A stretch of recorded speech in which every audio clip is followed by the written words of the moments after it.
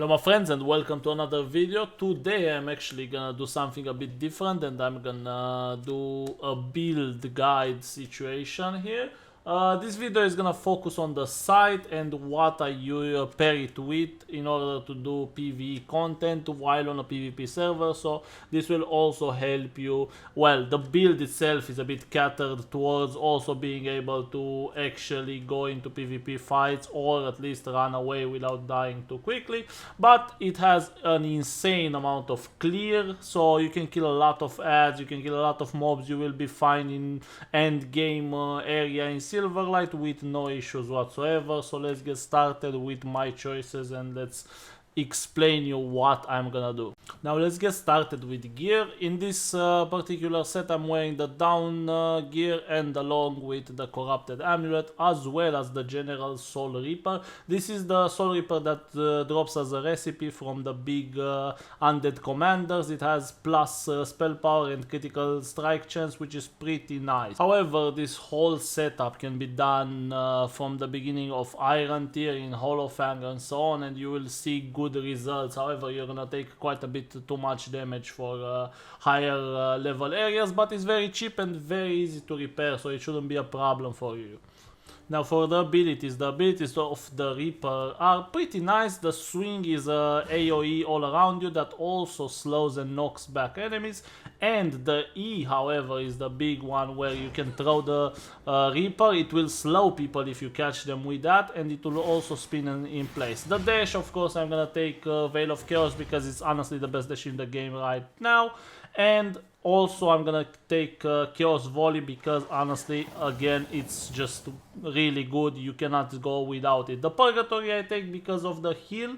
It heals you twice and it really helps when you're, for example, if you are going without Brute Blood, you're gonna be very thankful to actually have Purgatory because it will heal you once at the beginning and also at the end, and also does a bit of damage if people are on top of you, as well as the ultimate, which is in my opinion the best one in the game right now, which is the Frost Jump. You can jump quite far away. It will help you with running away from people or mobs, or of course it's gonna do quite a bit of damage, around 100 or so damage on both mobs or players that are trying to get to you. Of course, if you could just use this one to drop on top of PvP players, of course that's gonna freeze them and that will let you actually run away if you don't want to take the fight or you're looking for a better position to start the fight in. Now as far as blood choices, you have two in my opinion. Either you go rogue, which will increase your damage, or you go with brute. Personally, I think both are good. Brute is a bit more defensive because of the heal that you're gonna get from just hitting your abilities, or of course just by left clicking. However, your damage is a bit decreased. However, as you can see here, you can see that the mobs will die pretty easily. Like these small packs of mobs won't be an issue. Even mobs like the knight or higher level will actually take quite a bit of damage. The general combo that you're gonna try to go for is the Purgatory, which will slow the mobs but not actually do damage to them, which will let you actually throw your E and spin on top of that, and then you go in with your Q and that should finish them. And if you miss for whatever reason, you are gonna be able to just left click them to death, of course, and that should be enough for those small mobs. However, on the bigger targets it's gonna be a bit more difficult for you. If you don't dodge, you will want to play around the mid range or so, so you can spam your Chaos Volley and also be helped by the fact that you have two dodges. Here I kind of screw it up a bit with being too in front of the Paladin, but I was really trying to figure out just how much regen I have. As you can see, the Paladin hits for like about 40 damage and one Purgatory will heal me for that same amount. Of course the dodge is important, of course the E is very important, and you can just kite around the bigger targets. In this video in particular, that Paladin is just considerably higher level than me, but I managed pretty cleanly, and the most important part is that I don't need to heal up too much. I'm basically almost full HP after that fight, just because of the Purgatory and the ability to heal myself back up. Now another blood choice you can take is also Rogue Blood. This is my preferred choice, mostly because the movement speed and also the critical.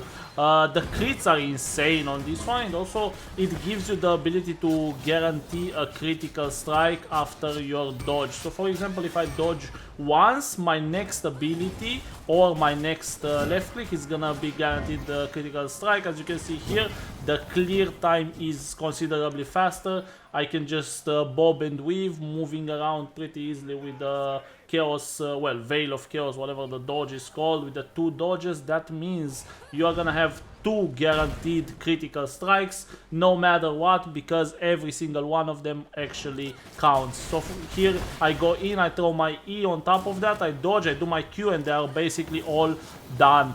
Only a little bit of a hit on the rifleman and they are basically done. That's it. If I would have done another left click, that would have been done for as well. That group would have been completed pretty fast without losing much HP. The downside here is the fact that you of course don't have the life steal as the brute, but in my opinion the damage definitely makes up for it. I would still, however, recommend you use Purgatory after every fight, because you're gonna regenerate that little HP you've lost during your fight, and that should keep you alive for a long time, at least until you're done farming. As you can see here again, the dodge, the critical, and of course the group is basically done. Only that little man left there, but of course the E catches him and it just wrecks him with no choice of actually fighting back. Of course, I'm still full HP. If you master this way of fighting, you're gonna be able to farm with no issues and you're gonna do a lot of damage. The sheer amount of damage is gonna be, well, it's gonna allow you to actually take on fights like this one. For example, here you have 2 clerics which heal each other and shield each other, which is normally pretty annoying to deal with, but not for this build.